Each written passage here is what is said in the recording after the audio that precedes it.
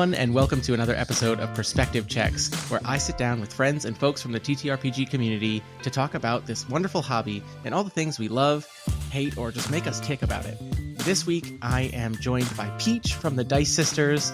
They are a community organizer for a Discord for women and non-binary gamers to find safe, curated places to play games, which I think we can all agree is a really great cause. Hi, Peach. Thank you so much for hopping on so late, your time. And how are you doing tonight, this morning, however you want to phrase that? Hi, thank you so much for having me. It's really lovely to be here. I'm doing good. It's been a long day, full of D&D. So I played a 5-hour session with my friends earlier, came home, immediately started prepping for a one-shot I'm running tomorrow. And now I'm here talking to you. So I feel like a day full of D&D is a day well spent. Yeah, we were just talking about, I have a collecting RPGs problem, and it's like, that sounds like a good problem. Oh yeah, 100%. I played a lot of games today. It really good things. So, I've had worse Sundays, that's for sure. Yeah, I can imagine.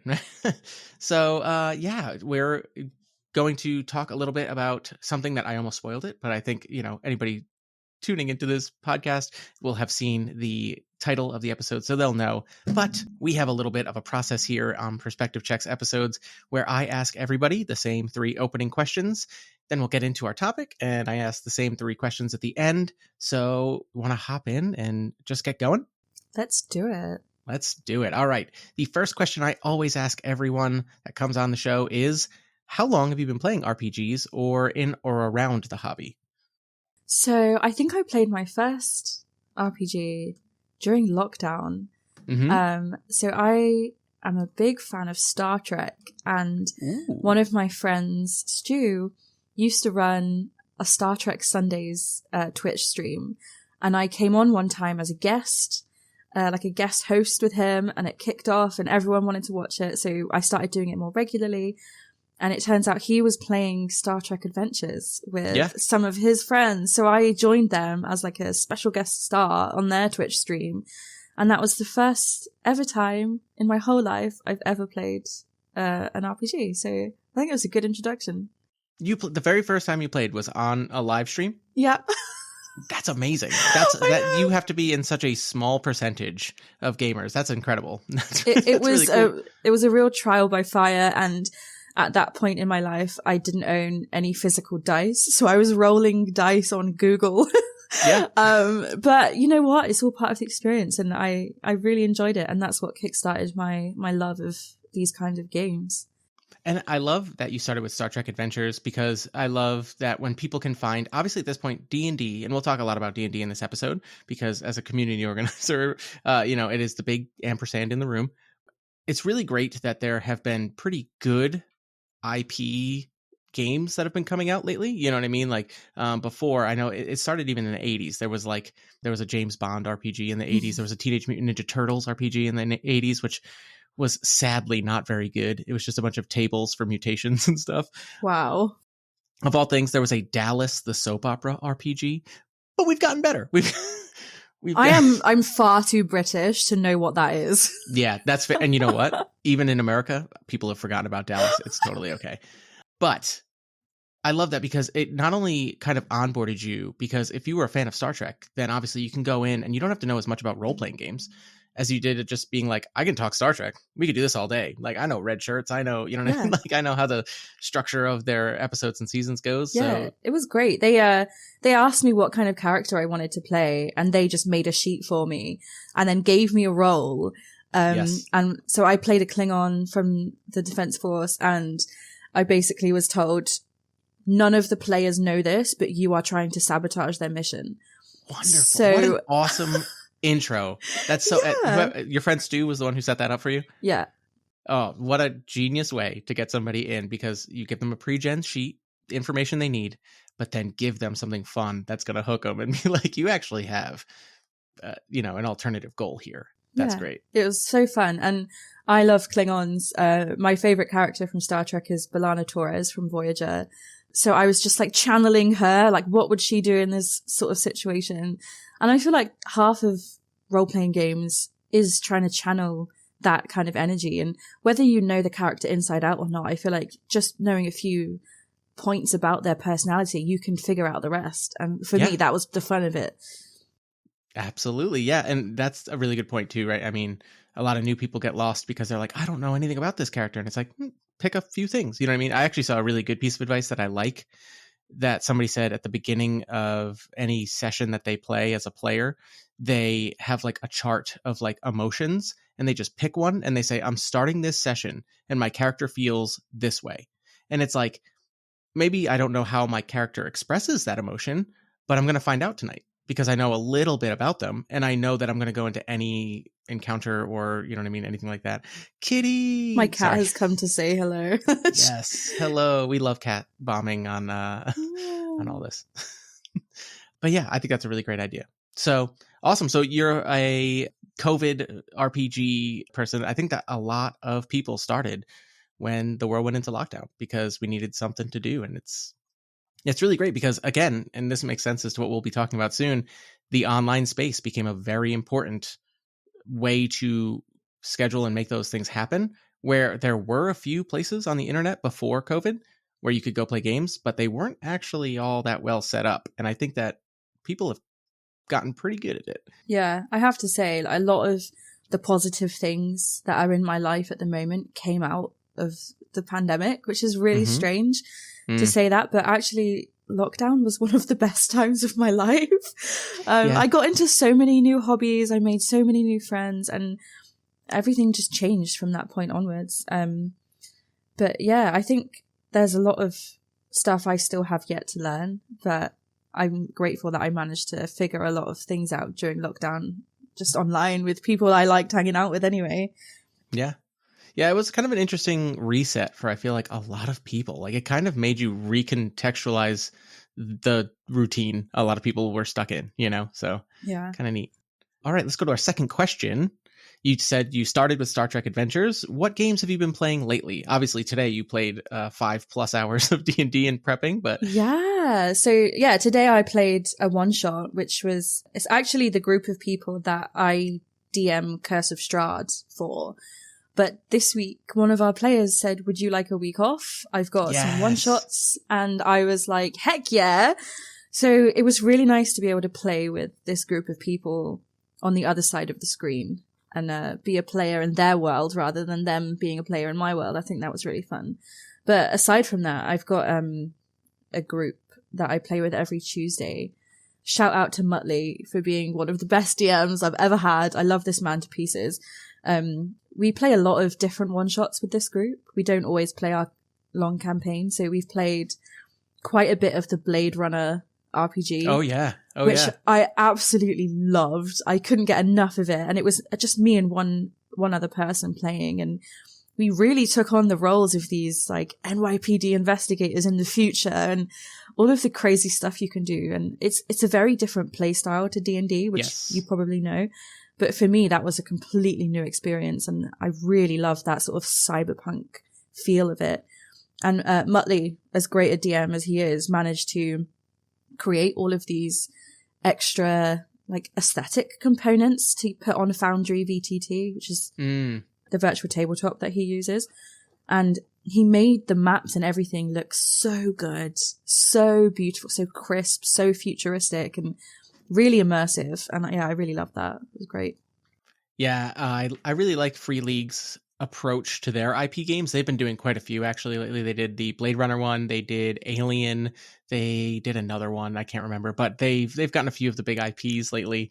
And I think that as opposed to just always making it their house system, they really do put a lot of effort into making the gameplay feel like the source material, right? I think that with Blade Runner in particular, I think the cases, right, how the actual loop is designed, I remember reading and being like, this is really cool and I want to see how that goes. And I love that you played it with only one other player and a GM.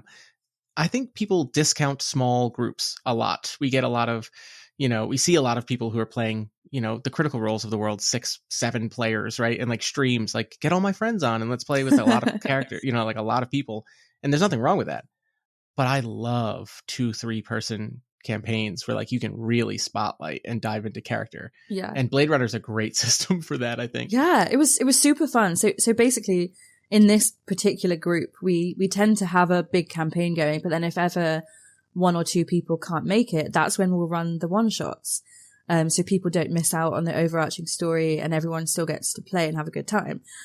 So me and my friend Rosa, we both had 2 characters each in this Blade Runner game. And so for anyone listening who doesn't know how this Blade Runner game works, you basically take it in shifts. So there's 4 shifts in a day and you have to do a different thing each shift. But one of those shifts has to be resting. So we split our characters up. So we both had one in a pair going with each other and then another one in a pair going with another character. So we got to roleplay so much in such a short space of time.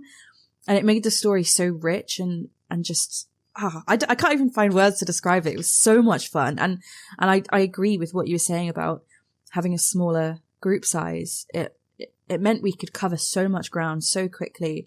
And because it was just the 2 of us working together to solve this mystery, we really built up we were friends anyway, but it made us feel closer and it made us feel like we'd really achieved something, just the 2 of us solving this mystery. It's really lovely. That's awesome. That's so great.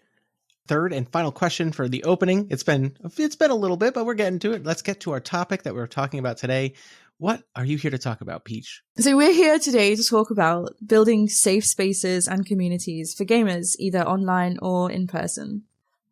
Yes. And what an important thing. I mean, my first talking point, I feel like segues very well. So I'm just going to dive right in. But I think that as much as I would like to think that the community at large is full of great people, because a lot of my best friends are obviously people that I game with all the time. And I love to think that we're all very inclusive and, welcoming and friendly and everything like that. Well, that's not necessarily always true of the hobby at large. And there are RPG horror stories out there. There's a whole subreddit of go in there and read and you're like, this can't be real. Like, how does this happen? So did you have a specific moment at a table that made you go, I need to find a place to do this with people that we can kind of establish boundaries and set things up to run more smoothly? Or so for the Discord server that I run, the Dice Sisters, I didn't actually make this Discord server. So a friend of mine, Gemma, created the server last year off the back of an experience that she had. So she had been playing in various different groups and hadn't quite found one that worked for her. A lot of her experiences in the role-playing community where we're based in Wales, she had often joined groups that were male-dominated and found that she was getting talked over. People were saying inappropriate comments to her. They were over-sexualizing her characters, or to some extent, and I know a lot of people in our server have experienced this as well, people were making inappropriate comments to them as a person, not just to their character, making them feel unsafe, uncomfortable. Or sometimes it would even be like a subconscious just ignoring the woman in the room. So she would be there, she would be trying to give it her all, but people weren't necessarily giving her a chance to do that. And I keep saying her as if I'm just talking about Gemma, but these things are widespread experiences that a lot of women have had, not just in TTRPGs, but in so many other spaces. I think, the world is geared towards these kinds of nerdy activities being for men. Ugh. And thankfully, in this day and age, it's not just for men. Women play. The original fandom, going back to Star Trek, was created by women. The first ever fanfic written was Star Trek, and that was by a woman. So these communities are for women as well. And so we just thought, why don't we create our own space that's just for women and non-binary people? Because that's another experience that some people have had. If they are non-binary or trans, for example, sometimes people treat them badly just for their identity. So we are a space where women and non-binary people can feel safe and respected, included, and cherished. Yeah.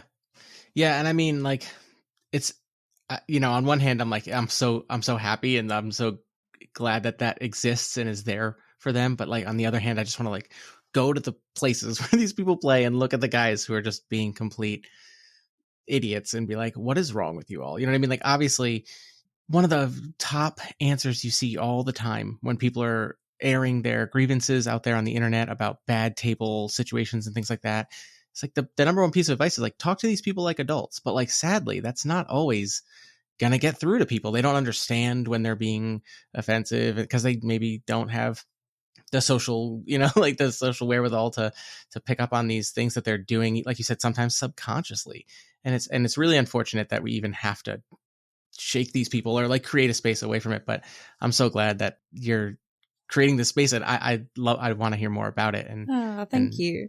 Yeah, it's funny that a lot of the time it isn't conscious. They're not consciously setting out to upset women, but a lot of it is subconscious in the way that people are socialized from children, the way that the way that society tells men they have to act a certain way and tells women they have to act a certain way.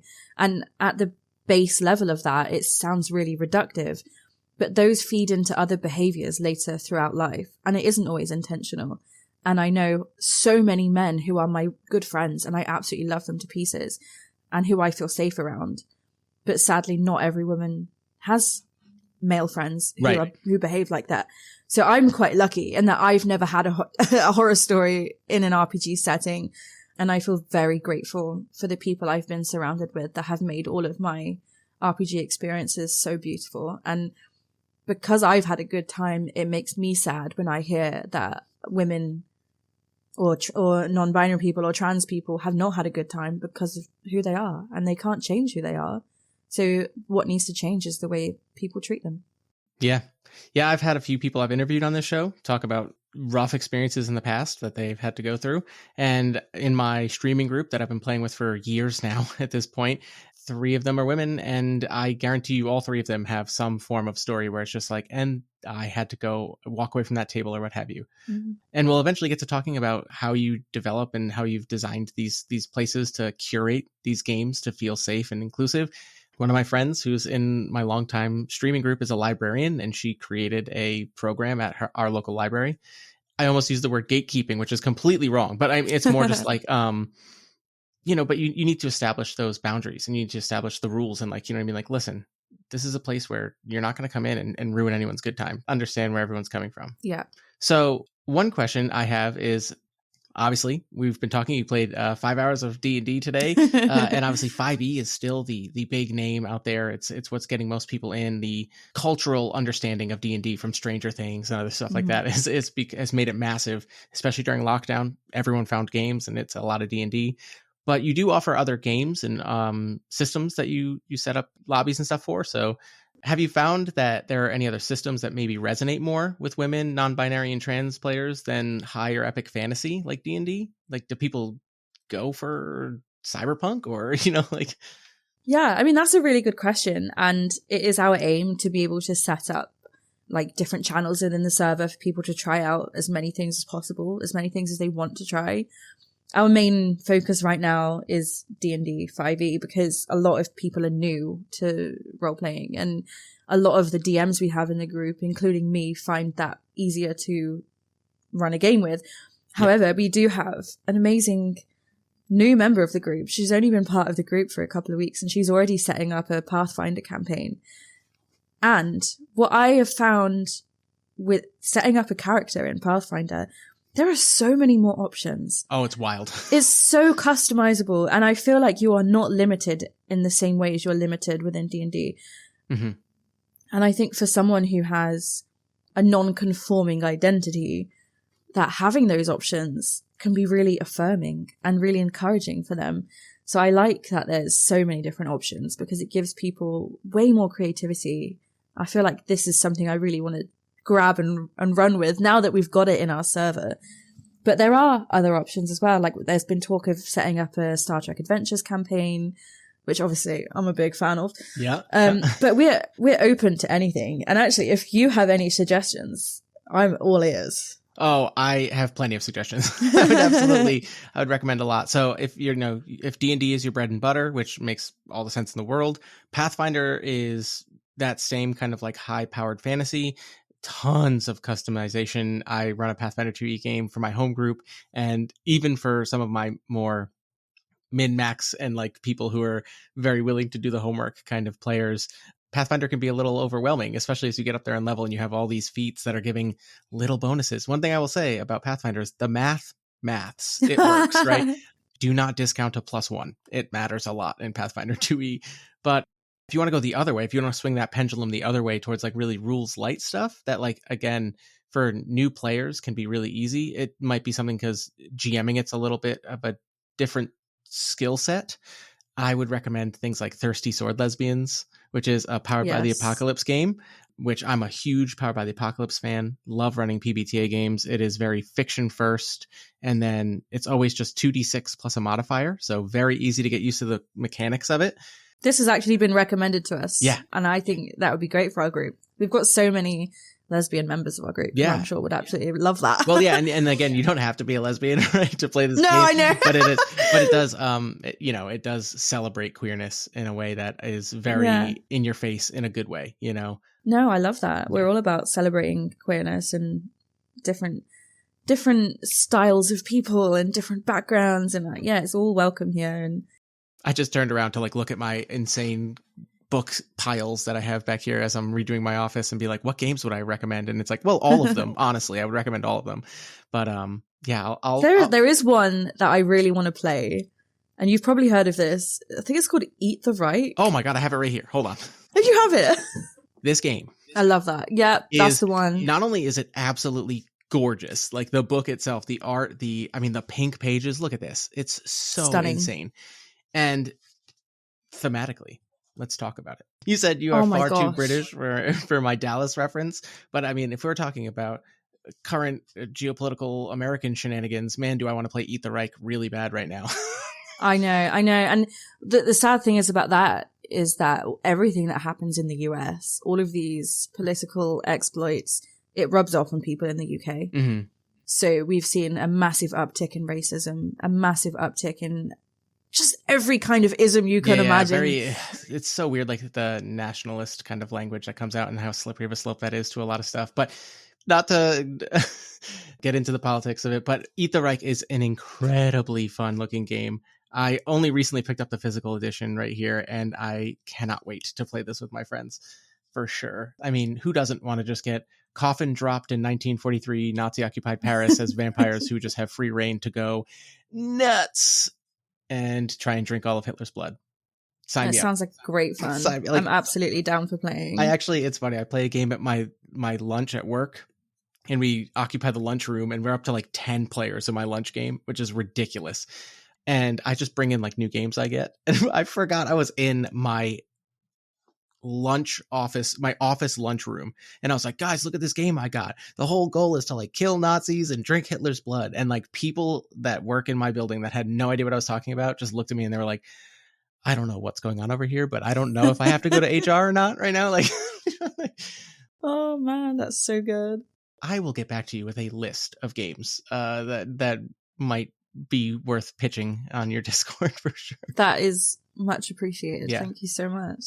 And speaking of games that you might be pitching to your Discord, and especially games like Eat the Reich, which have very strong, obvious themes, but also might lean in towards very violent and over-the-top descriptions of things and whatnot, I think if it's okay with you, do you want to transition and talk about safety tools a little bit right now? Yeah, let's go for it. I assume there's usually a discussion at the beginning of any kind of game that you guys set up, or maybe you have Discord specific kind of rules and how you handle that. Do you want to go over that first, and then we'll talk about safety tools in general? Yeah, of course. So we have rules for when people join the server, and most of them are to do with safety, making sure the space is comfortable and happy for everybody who is a member. And one of the key things is that every single person should be treated with respect. We have a 0 tolerance policy on bigotry, on any kind of bullying, and scamming as well. You would be surprised by some of the recent events in our server. Wow. But we recently had to ban someone for pretending to be an employee of Wizards of the Coast. Oh my gosh. Yeah, it was crazy. It was a really difficult time for me because this person was so believable. they joined the server and had sort of promised us all these like donations from Wizards of the Coast and was like, oh, Wizards of the Coast are going to sponsor the Dice Sisters. Oh. And it was, you know, exciting. And there is a lot of people in our server who are vulnerable and who are on a lower income and who may not be afford to buy a lot of books and things like that themselves. So the idea of having these donations so that we could set up our own little library and people could get access to material they couldn't afford, that was something I felt really passionate about. And it turned out they were not an employee of Wizards of the Coast. Yeah. Never had been. So obviously we had to ban them. And that is where the zero tolerance on scamming came from. So we are free to join and free to play. We do not let anyone charge to join any games run in our server. I have strong feelings about paid GMing as a personally. I mean, like, listen, I get it. I'm very fortunate in my profession and when I managed to get a job when I got a job, because if honestly it was a few months later with the pandemic and everything like that, I would have been out of luck. But yeah, part of me feels like it's a hobby, it's a game. You know what I mean? Like, it feels bad to me to charge, but there are certain people who do it and they do it in a respectable way. And like, but again, I usually err on the side of, no, I will do this for free for you. Let's have some fun. Yeah. And in this group, we're all equals. And I think it would just be wrong if we set up this community that's a safe space for people who may or may not be vulnerable and then to try and charge them. So there's a blanket rule. If you're in the Dice Sisters, you are not paying to play a game. But we have other rules as well, mainly to do with like respecting the community and making sure that no men are added to the server. Mm-hmm. I have no problem with men or playing D&D with men, but there are people in the server who just wouldn't feel safe if there were men in the server. Even if they had won a Nobel Peace Prize, it's, we can't make exceptions on any of the rules. So I wouldn't make an exception for someone to charge someone to play a game. So I wouldn't make an exception for them to invite a man to join the server. And we've had no issues with any of our rules, and everybody I know feels safe and secure in this server. And we have like an open door policy. So if anyone ever has a problem, they just message me or one of our moderators, Charlie and Ash. Thank you for everything you do. Between the three of us, I think we've got everything covered, and everyone feels that they can come and talk to us when they need to, which is really nice. And it is a lovely little community, and I adore every single one of our members. It makes it such a vibrant, lovely place. The conversations are amazing. Everyone's always chatting about their art projects and stuff like that. And it's just really cool. Yeah. And it's funny you say, I think that when you said like, oh, and like absolutely no men allowed, it's kind of like, that's the point, right? I mean, like no exceptions, even if they were like, I want to run a game for you people. You know what I mean? Like I want to run a game for your people. It's not about that. It's about the space being somewhere. The expectation has been set. This is going to be a place like this. There's plenty of Discords. You can find groups that are, friendly towards any incomers and whatnot, but like setting it up and establishing the rules and sticking to them is going to be what makes it such a effective and welcoming place. Speaking of safety tools, in general, in the wider community and some other Discords with primarily game designers that I'm a part of, because man, do I really just want to wiggle my way into that community of like, hey, I make games, but like I'm not good at putting them out or layout. There's been a lot of conversations about safety tools. People know about the X card, which is one where, you can just hit a button or raise your hand and like it just stops play and you back up and you remove the content that people aren't comfortable with. There are other ones like script change, which is like pause, stop, hard stop, rewind, fast forward through this. I don't want to hear the details of what's going on right now. We can just move on to the next scene kind of thing. Lines and veils, which is a popular one. But the real discussion about it that I've been seeing that I really like is that they're not really like the solution. It's more of a calibration tool, the session 0, setting that up, like letting people know these are my lines and veils, right? And then in the middle of a session, if those get disregarded or somebody forgets and something comes up, then obviously the solution is not, an X card that you stop everything, right? The solution is having a conversation like adults, right? Like we talked about earlier. 100%. And those moments of communication are fundamental to how I run games. So when I'm DMing, if I'm setting up a campaign or even if it's just a one shot, I'll take some time at the beginning to ask people what their limits are, what their veils and lines are, and I will make sure I write them down in my campaign notes. And if, for example, I'm running the Curse of Strahd module, which is very dark, and there's a lot of horrible stuff that happens. There's like mind control, there's child abuse, there's also like cannibalism, everything you could imagine. Anything horrible and dark, it probably is in Curse of Strahd. So I made sure I had a really good, open, honest conversation with my players at the beginning of this campaign. And I've still got all the notes with all of the things that people don't want to come up. And that's something that's really important for me. When you're building a community on the premise of safety and inclusivity, those are things that you need to have in mind all the time. And it's never left my mind, the things that my players don't want to talk about, the things that they might be okay hearing about, but don't want visual descriptions, you know? So I can say this happened, but we won't go into detail and we'll skip over it, carry on to the next thing. That's important for me. And I know a lot of people in the Dice Sisters who are DMs do the same thing. And I like that there's that sort of mutual respect and everyone's on the same page about those. And we do say that we don't have like any set terms like about, you know, the X card thing or anything like that, but people know they can drop me a message during a game, or people can just say, they put a hand up and ask for a pause. Like we don't have any set words that we use, but it's very open and relaxed. Yeah. And that's what I mean. Like the, you know what I mean? Like these things exist for good reason, right? Nobody's saying don't use these, but it's more like, it's kind of funny how when you think about, unfortunately, why they were probably created and how they're used, sadly, undoubtedly, like a story of someone being like, I used the safety tool and we moved on. And then like the same problem happened later. You know what I mean? Because like instead of having the conversation about why that topic or why something that happened needed to be discussed more in depth, you know, you just leaned on this tool or whatever, you know? Yeah. And that's an important thing as a DM. If something new were to come up and one of my players were to say, actually, we never talked about this in session 0. However, I am now feeling uncomfortable and would like this particular thing to stop. That's something I would absolutely write down. And I would go through my notes that I've planned for future sessions. And if that comes up again, I would find a way around it. Follow up, check in, all that stuff, right? It's important that this is not just one thing that you kind of just go like, oh, okay. And then, move on and never talk about again. Yeah. And I feel like at the end of my sessions as well, we don't have like a formal debriefing or anything after we play, but there is like a form of aftercare, if you will, where if we've had a particularly upsetting session, we'll all hang around for a bit and chat and talk it through. And it's not like we decide to do that. It just happens naturally. And I think that's what comes out of having a group that is so comfortable with each other. We've been playing Curse of Strahd since September now. So we've had quite a few months to get to know each other and feel comfortable in one another's presence. So these conversations happen naturally now. And I think that's really lovely that all of these people trust not only me, but everyone in our group to be able to have those conversations and not feel judged and not feel pressured or worried about speaking their mind. So if you're a DM and you can create that environment for people to exist in, I think you've done an amazing job.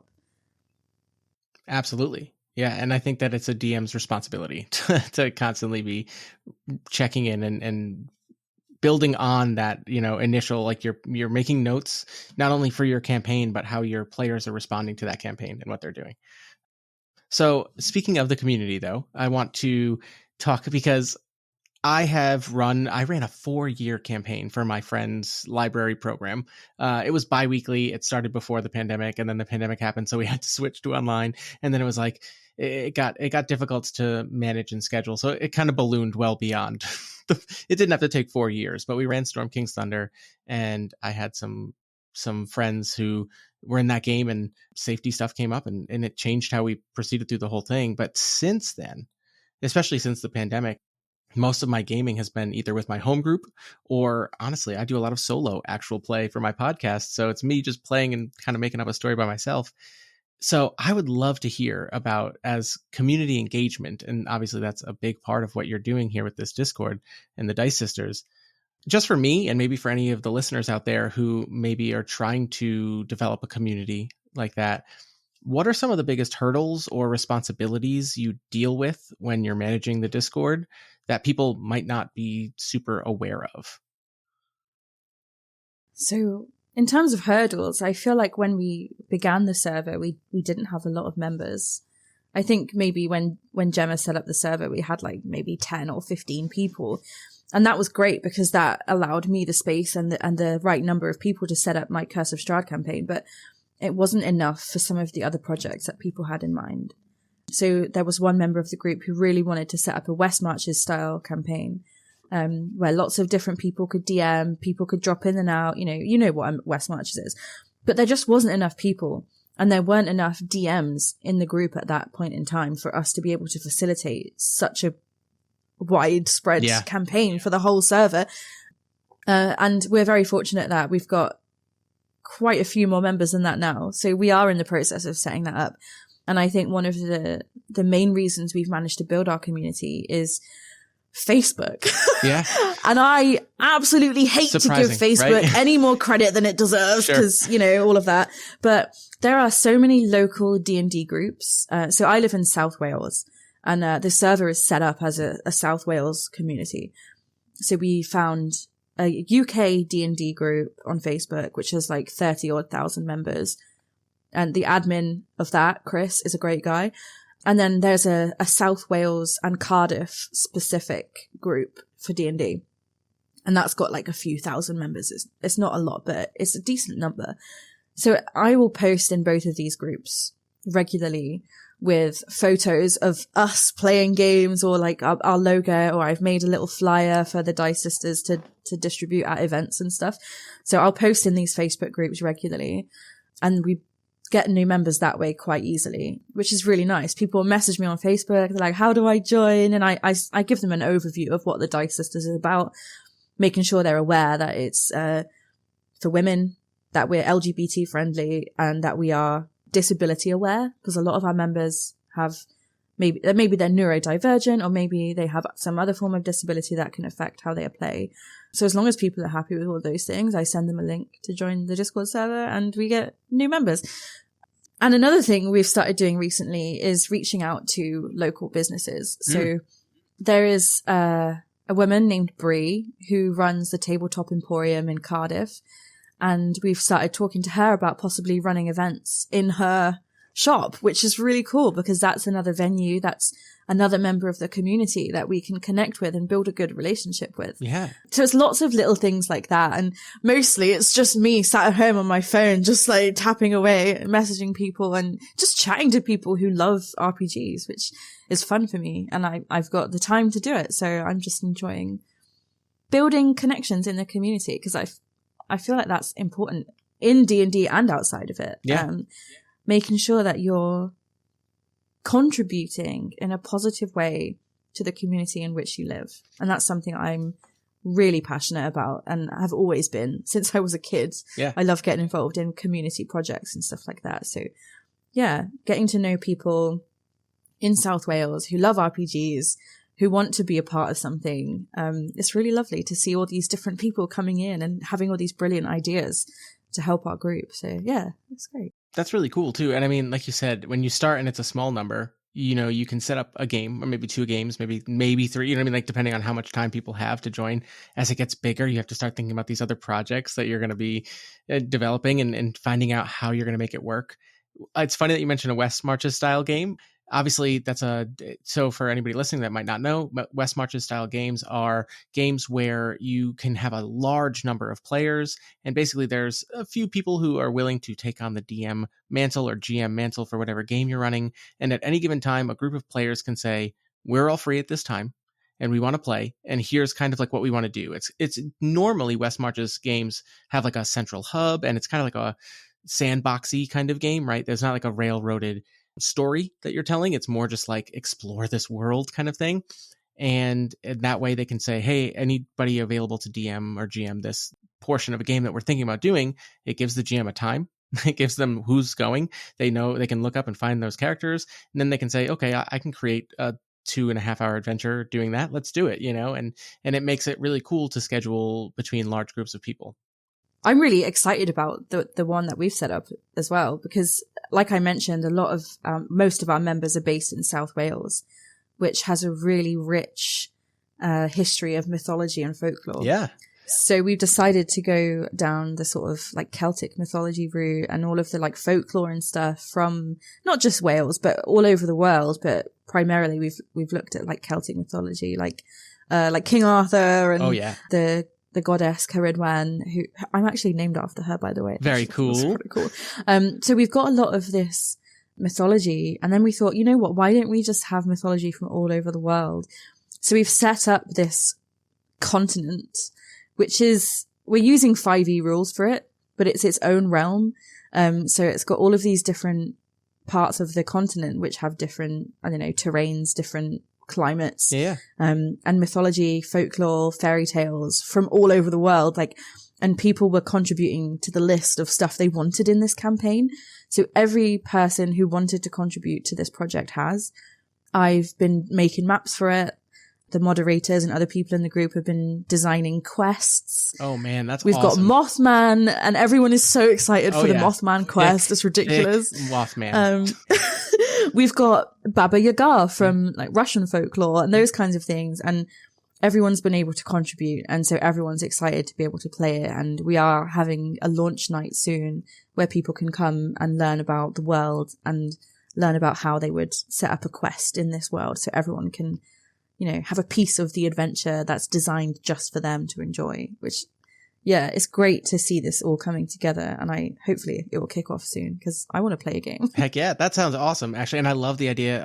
I recently played a game with another podcaster on this channel, and we played a city building game. I love any game or even just effort between a group of people where collaborative world building is like on the table, right? Like it's not just you show up and a DM or GM has like made their own thing and you have to find out about it. Like being like, hey, here's a bunch of us, like pitch your idea. Like let me hear why. And then all of a sudden that person has buy-in. Like they made something that's now in this world. Now they have something to care about. And maybe the idea they had when it gets pitched to a larger group, all of a sudden that changes because other people are going to insert their ideas. And then they're like, oh my God, I didn't think about that. And now I want to do something else with it. And oh, okay. And you know, like it makes everything, I think, much more interesting when you have a lot of different perspectives coming into one world, because collaboration is going to make your idea better than it would have ever been on your own, kind of thing. 100%. And I've worked on a lot of community projects over the years. Like a lot of the actual professional work I've done has been for community arts project funded by the Arts Council England, which is really cool. If someone manages to get Arts Council funding, they've got a really good project. And I've been lucky enough to work on some of those, doing outreach with the community, going into schools and teaching kids how to design games and how to create visual arts and how to do creative writing and those kinds of things. And one of the projects I worked on was creating a fictional podcast during lockdown with a bunch of artists, writers, actors who had sort of been a little bit out of work because of the pandemic. And it just gave them all a project to focus on. And for the community to be able to come together and collaborate on something like that, everyone's excited. Everyone's got ideas to pitch in. And when you've got so many people contributing things, it makes the outcome so much better to know that you've enriched someone's life by adding your ideas to their project. I think community projects and collaboration, like you said, are a super important part of any hobby. Mm-hmm. And I love that the Dice Sisters is getting to make their own world. I think it's really exciting. It's honestly, that's such a rewarding thing too, especially if you can actually get it to the table and people will engage with it and like continue to build on it. That's the dream, right? Fingers crossed. Fingers crossed. We'll launch soon and then everyone will get a chance to play. It'd be really awesome if they did. I have a couple notes that have come up since we've been on this conversation about West March's games. One, here's a couple more games I'm just going to pitch you. I've only played 2 of the 3 of them, so I can't vouch for all of them, but I can vouch for 2 of the 3. One, you were talking about Celtic mythology and how you wanted to dive into that as Welsh people, as you know, because it's about your local history and everything like that. May I recommend, although it's not made by anybody in the UK, it's made by French people. It's called Shadows of Esteren. Is a Gothic Celtic kind of inspired RPG. I played it. It was like the first thing I think the DMs After Dark, my streaming group, ever played online, and it is very like I want to say, oh gosh, I mean, I don't know what years we're talking about, like vibes wise, but like there's a little bit of like Magitech involved, but a lot of the feel is like old druid history, you know what I mean? Like stuff like that. So Love that. yeah, that's a good one. And the system was actually really cool. It's pretty brutal. So tone wise, check it out first. And I can share these PDFs with you if you want. So that way you can check them out before committing. Oh, that would be awesome. Thank you. Another one would be Monster of the Week, which is another Powered by the Apocalypse game. That is mostly, I mean, it's kind of like Buffy the Vampire Slayer or Supernatural, if you ever watched those shows.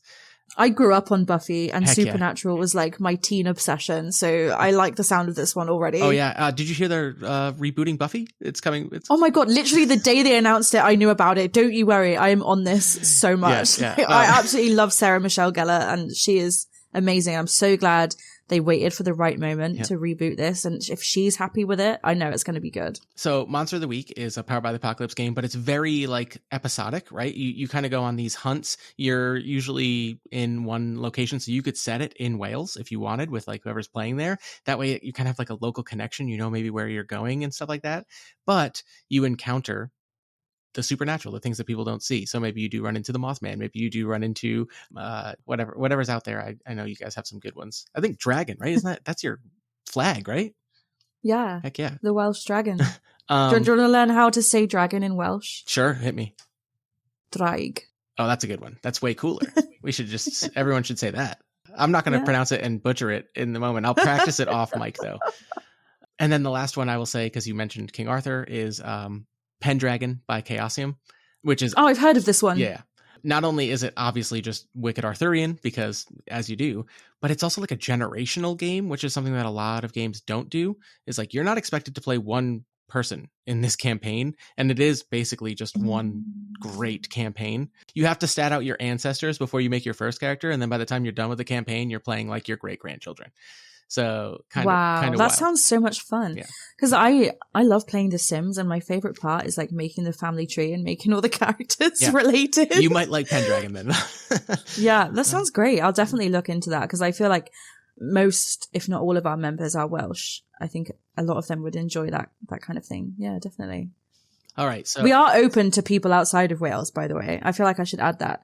Originally it was just for people in South Wales, but now that we're running games online, not just in person, people from outside of Wales can join us. It just depends whether they're, available at the right times to join an online game. Yeah. So we are predominantly Welsh, but we are open to people from outside of Wales. Well, and as you just said, now that you're running games online, but I love that you said you reached out to somebody over there so you can try and maybe coordinate some like in-person games and events that you can, do as the Dice Sisters and get more people to join your community, but also give to the community in the form of setting up game days and nights and events and stuff like that. What, in your opinion, is something that you've learned from the Discord that maybe more spaces, physical spaces, should consider when they're trying to put together game nights or events? Like, I'm thinking, I live in I don't want to say rural, because I live in a very densely populated corner of the US. I'm in the Northeast, so like there's really no rural, but there's a coffee shop that just opened not that far from me, and they're like nerdy themed, and they're like always trying to be like, hey, like, come play video games, or like come do this. And I'm always like, I need to set up a game night there, like wicked bad, but I don't know these people, so like I need to meet them first and stuff like that. So like, what do you think is a good piece of advice maybe for physical spaces that might be trying to set something up? I think getting a feel for their sort of clientele before they try and set anything up. Because if they set up, I don't know, like a Western night where it's like line dancing and stuff, and then there's no one in that town who likes country music, it's not going to go off very well. I mean, they might introduce people to a genre of music they never knew they loved, but it might not be that popular. But I think one thing that's really important is to know your audience and to cater for that. And then once you've got your audience built up, then you can start introducing things they may not have heard of. But I think for groups like ours who are trying to set up sort of community projects and safe spaces for particular demographics, I just think building connections. I really do. Honestly, like if you walked into that coffee shop and went and introduced yourself to them and chatted and said, I'd love to partner with you, we could build something together. That's it will make them feel good and it will make them want to do it. So I can't remember where I heard this. I heard this the other day. If you want someone to trust you, it's not about you offering to do stuff for them. It's about saying to them, this is what you can do for me. Because then it puts them in a position where they're like, oh my gosh, I can be helpful. I can do something to make this person's life better. And they want to trust you. And then it goes back and forth. It's like, you know how you might send a meme to your friend. Every time you send a meme to your friend, you're assessing their reaction to that meme. If they laugh at the meme you send them, that's a connection being built. They're finding something that you thought was funny, also funny. And it's like a back and forth. They might send a meme back. And the more you do that, the better the connection is.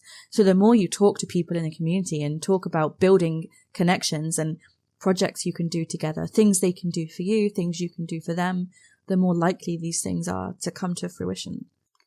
The meme parallel that you just drew, one of the members of the DMs After Dark, I'm going to just send him that clip because all he does is communicate in memes. Like very serious conversation, meme is incoming. Like it is happening. I'm so relatable. I come out language. with relatable stuff all the time. Let's send it to anyone. Go for it. Absolutely. That's so great. And actually, there's another parallel there where you said, don't go in there and be like, I want to do this for you. Say, I would love if you could provide this. And then, it turns it into collaboration, which we said earlier. When you show up to a game with people and say, like, I have this world and you need to figure out about it, that's one thing. But if you say, we're going to sit down, you're going to tell me about this world and we're going to build it together, it's going to be better, right? Like you're extending that we're both going to be contributing to making this thing great.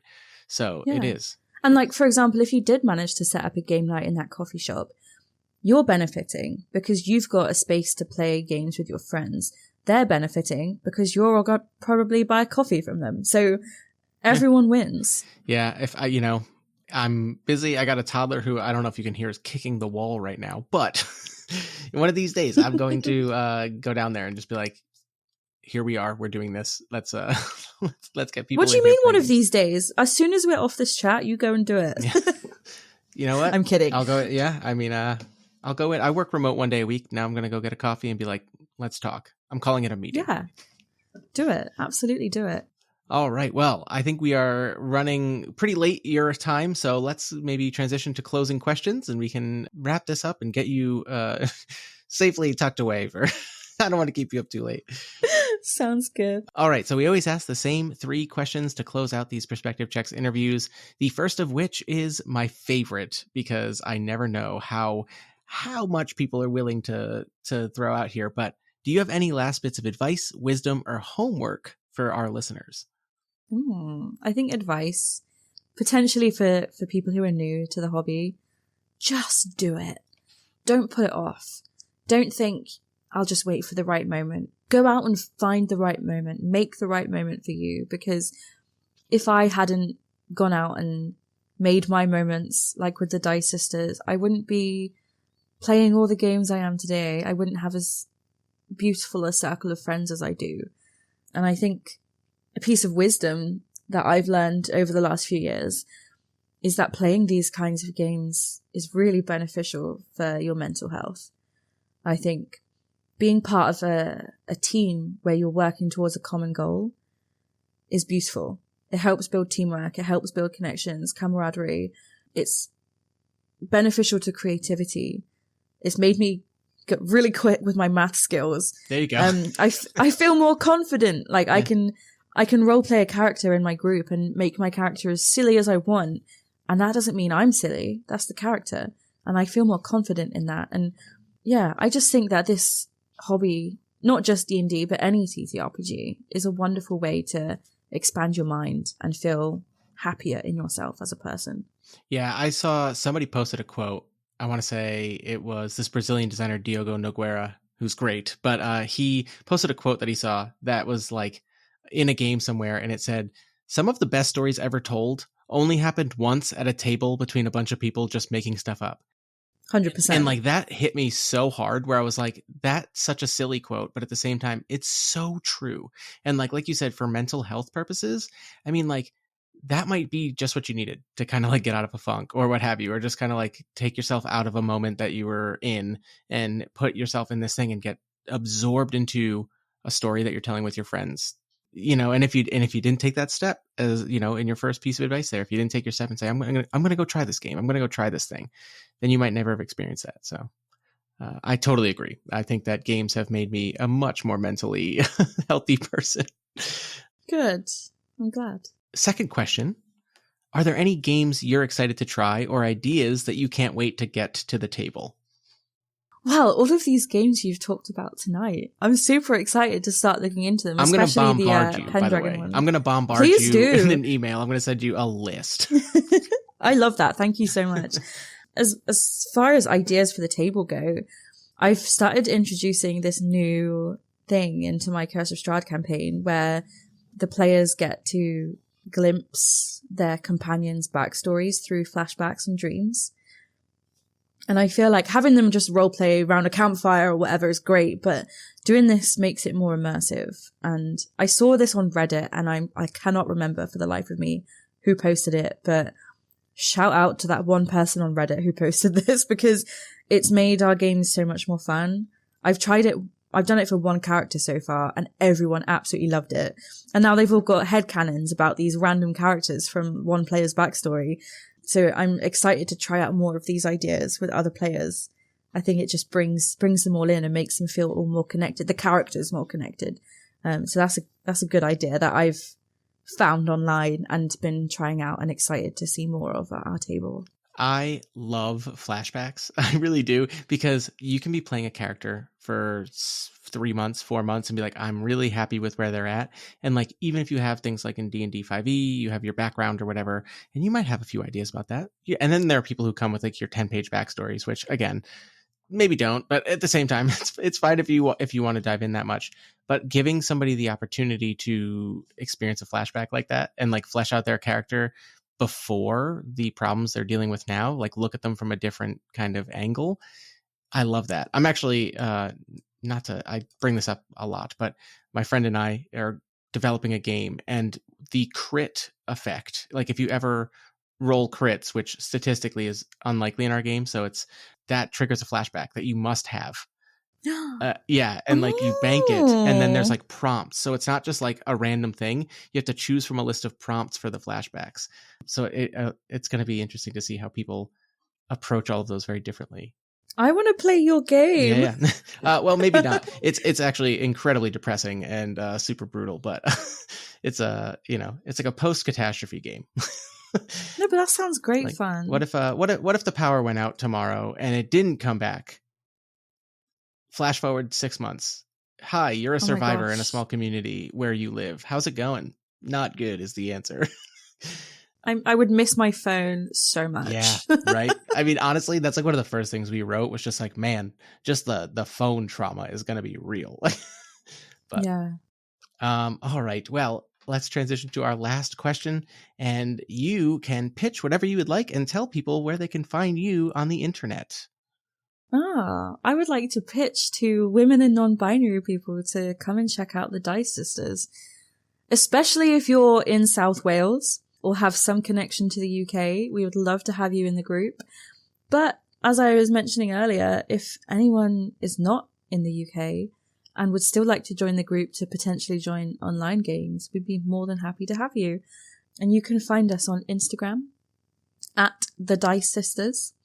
Or you can email me at thedicesisters.gmail.com. All right, perfect. There we go. I was like, whoa, she's giving out an email, but it was a professional email, so we're good. Oh my gosh, yeah, I'm not giving out my personal email. So far, the only people who have actually sent an email to that email address is Wizards of the Coast. Oh, there you go. It's the only one I've had. Well, thank you again, Peach, so much for coming on and talking about safe spaces. And I wish you all the best with your Discord and many, many great games in the future. Thank you so much for having me. It's been lovely to chat to you until 1 a.m. Yeah, I know. Sorry.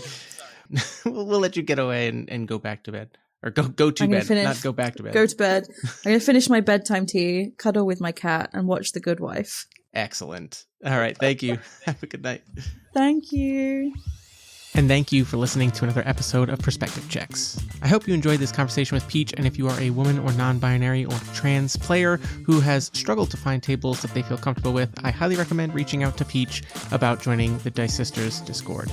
Speaking of Discords, you can now join the DMs After Dark Discord, which has the Rene Plays Games sub-channel in it, and there is a lot of great conversation happening over there already. It is small, it is growing, but it is a wonderful little community of nerds, and I hope that you consider joining as well so we can talk more about games and stuff. If you like what I'm doing, find me on the social medias. You can find me at Rene Plays Games or email me at raineyplaysgamespod@gmail.com. Please, I keep forgetting about this, but I did make a poll just about getting general feedback from people, and I'm surprised at some of the results that I'm getting on it, so it's definitely going to influence how I approach making more episodes for this channel, and I hope that you will enjoy them as they come up. It seems like people want more game design episodes, so I'm going to try and do a few of those, maybe. Time is hard, though. If you're feeling super generous, you can always leave a rating and review on your podcatcher of choice, which just helps whatever the algorithm is out there in internet land funnel me towards more people who might be interested in the same topics as us, games and nerdy discourse and all that fun stuff. And if you feel obscenely generous, I do have a Ko-fi page, which you can make one-time or recurring donations on, just to help cover the cost of podcast hosting and everything like that. So, that is all. Until next time, go out there, find a community, or make one, and put yourself out there for some good old games fun.